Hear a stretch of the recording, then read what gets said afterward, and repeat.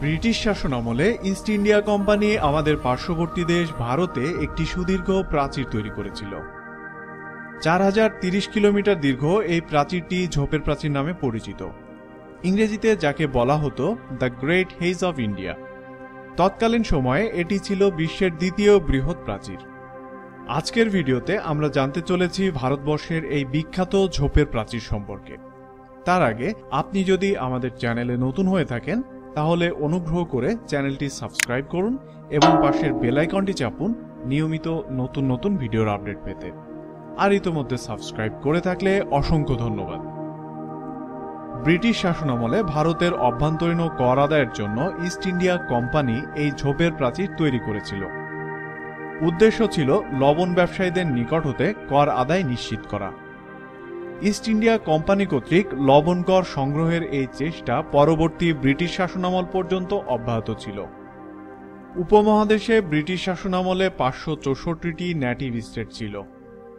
এই এলাকাগুলো ব্রিটিশদের সরাসরি নিয়ন্ত্রণে ছিল না এবং তারা তখনও সেগুলোকে নিজেদের শাসনাধীনে আনেনি। তবে এদের অধিকাংশের ওপর তাদের পরোক্ষ নিয়ন্ত্রণ ছিল। এসব এলাকা হতে লোকজন লবণ নিয়ে ব্রিটিশ শাসনাধীন এলাকায় ঢুকে পড়ত বা অনেকে নিয়ে আসত। এগুলো হতে ব্রিটিশরা কর পেত না বলে এদের উপর কিভাবে করারোপের নিয়ন্ত্রণ আনা যায় সেই ভাবনা থেকেই ব্রিটিশরা বিভিন্ন পদ্ধতি অবলম্বন শেষে এই ঝোপের প্রাচীর নির্মাণের পদক্ষেপ নেয়। 1803 সালে বিভিন্ন সড়কে এবং নদীবন্দরের নিকটস্থ এলাকায় তখন কর সংগ্রহের জন্য কাস্টমস হাউস স্থাপন করা হয়েছিল। এগুলো হতে শুধু লবণই নয়, তামাক এবং অন্যান্য দ্রব্যের উপরেও করারোপ করা হতো। 1823 সালের দিকে গঙ্গা এবং যমুনার তীর ঘেঁষে মির্জাপুর থেকে এলাহাবাদ পর্যন্ত বিস্তৃত ছিল। পরবর্তীতে এলাহাবাদ থেকে নেপাল পর্যন্ত আরেকটি সেকেন্ডারি লাইন তৈরি করা হয়।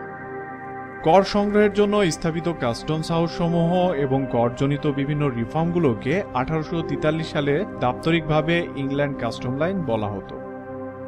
1840 সালের দিকে প্রথম এই হেজ ওয়ালের কাজ শুরু করা হয়। এই ঝোপের প্রাচীরের মোট দৈর্ঘ্য ছিল 4030 কিলোমিটার।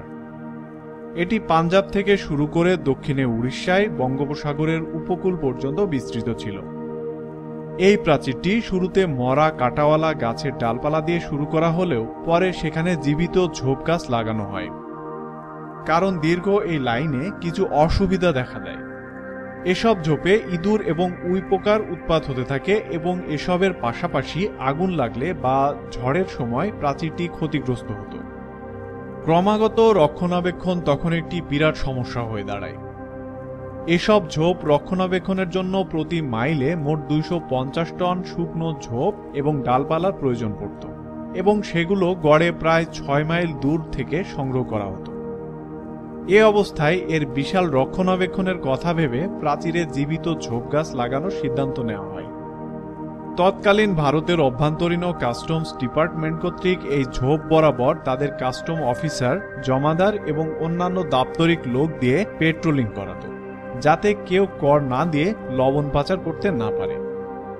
1869 সালে পরীক্ষামূলকভাবে বিভিন্ন স্থানের মাটির গুণাগুণ বিবেচনা, এলাকাভেদে বৃষ্টির পরিমাণ ও সেচের সুবিধার ভিত্তিতে বিভিন্ন ধরনের কাঁটাওয়ালা ঝোপঝাড়ের চারা লাগানো শুরু করা হয়। যে সকল জায়গায় সেচের সুবিধা সীমিত ছিল সেসব স্থানে প্রাচীর ঘেঁষে নালা খোঁড়া হতো, যাতে সেখানে বৃষ্টির পানি জমে থাকে। একই সাথে প্রাচীর বরাবর রাস্তা নির্মাণ করা হয়। এ সকল রাস্তা ধরেই মূলত কর বিভাগের লোকজন পেট্রোলিং করত। এই প্রাচীর এতই নিখুঁত ছিল যে তা দিয়ে কোনো মানুষ বা প্রাণী পার হতে পারত না। এ প্রাচীরটি 8 থেকে 12 ফুট উঁচু এবং 4 থেকে 14 ফুট পর্যন্ত চওড়া ছিল। যে সকল এলাকায় গাছ জন্মাত না সেসব এলাকায় শুকনো ঝোপ এমনকি দেয়ালও স্থাপন করা হয়েছিল। অবশেষে 1879 সালে এই প্রাচীরের সকল রক্ষণাবেক্ষণের কাজ স্থগিত করা হয়। 1876 থেকে 1878 দুর্ভিক্ষে কর হ্রাসের জন্য এই কাস্টমস লাইনের বিলুপ্তির পদক্ষেপ নেওয়া হয়। এরপর বিভিন্ন কর পদ্ধতি রিফর্মের মাধ্যমে এবং সকল লবণ উৎপাদনকারীকে তাদের উৎপাদন এলাকাতেই কর প্রদানের ব্যবস্থা করা হয়। 1879 সালে এই বিশাল ঝোপের প্রাচীর দ্য গ্রেট হেজ লাইনের বিলুপ্তি ঘোষণা করা হয়। ইতিহাসের অদ্ভুত এক যুদ্ধ, আফিম যুদ্ধ। চীন এবং সাম্রাজ্যবাদী ব্রিটেনের মধ্যে সংগঠিত এই যুদ্ধ সম্পর্কে জানতে অদ্ভুত 365-এর এই ভিডিওটি দেখুন। ভিডিওটি সম্পর্কে আপনার মতামত কমেন্ট বক্সে জানান। ভিডিওটি ভালো লাগলে লাইক ও শেয়ার করুন এবং অবশ্যই আমাদের চ্যানেলটি সাবস্ক্রাইব করতে ভুলবেন না।